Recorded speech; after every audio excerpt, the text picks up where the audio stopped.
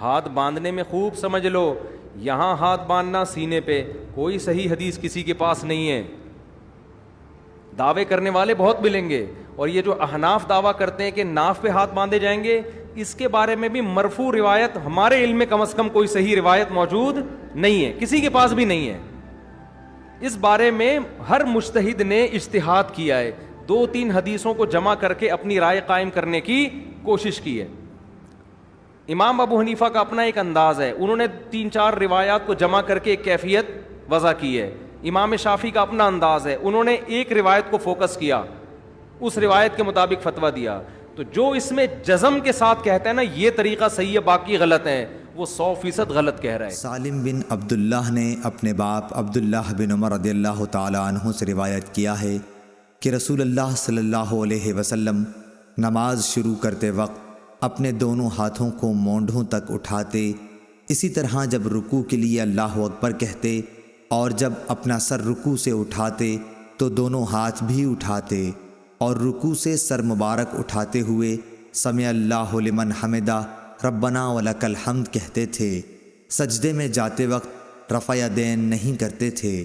صحیح بخاری حدیث نمبر 735. سالم بن عبداللہ بن عمر نے عبداللہ بن عمر رضی اللہ تعالی عنہ سے خبر دی، انہوں نے بتلایا کہ میں نے رسول اللہ صلی اللہ علیہ وسلم کو دیکھا کہ جب آپ نماز کے لیے کھڑے ہوئے تو تکبیر تحریمہ کے وقت آپ نے رفع یدین کیا.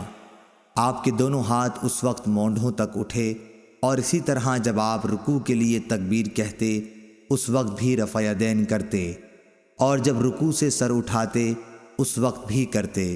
اس وقت آپ کہتے سمع اللہ لمن حمدہ، البتہ سجدے میں آپ رفع یدین نہیں کرتے تھے. صحیح بخاری حدیث نمبر 736. عبداللہ طحان نے بیان کیا خالد حذا سے، انہوں نے ابو قلابہ سے کہ انہوں نے مالک بن حویرث صحابی کو دیکھا کہ جب وہ نماز شروع کرتے تو تکبیر تحریمہ کے ساتھ رفع یدین کرتے، پھر جب رکوع میں جاتے اس وقت بھی رفع یدین کرتے، اور جب رکوع سے سر اٹھاتے تب بھی کرتے. اور انہوں نے بیان کیا کہ رسول اللہ صلی اللہ علیہ وسلم بھی اسی طرح کیا کرتے تھے. صحیح بخاری حدیث نمبر 737.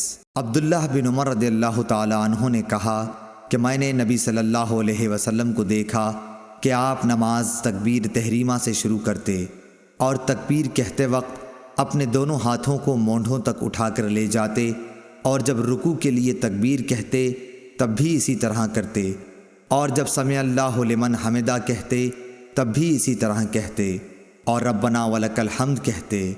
سجدہ کرتے وقت یا سجدے سے سر اٹھاتے وقت اس طرح رفع یدین نہیں کرتے تھے. صحیح بخاری حدیث نمبر 738. عبید اللہ عمری نے نافع سے بیان کیا کہ عبداللہ بن عمر رضی اللہ تعالی عنہ جب نماز میں داخل ہوتے تو پہلے تکبیر تحریمہ کہتے اور ساتھ ہی رفع یدین کرتے. اس طرح جب وہ رکوع کرتے تب، اور جب سمع اللہ لمن حمدہ کہتے تب بھی دونوں ہاتھوں کو اٹھاتے، اور جب قعدہ اولیٰ سے اٹھتے تب بھی رفع یدین کرتے. آپ نے اس فعل کو نبی کریم صلی اللہ علیہ وسلم تک پہنچایا کہ حضرت صلی اللہ علیہ وسلم اسی طرح نماز پڑھا کرتے تھے. صحیح بخاری حدیث نمبر 739.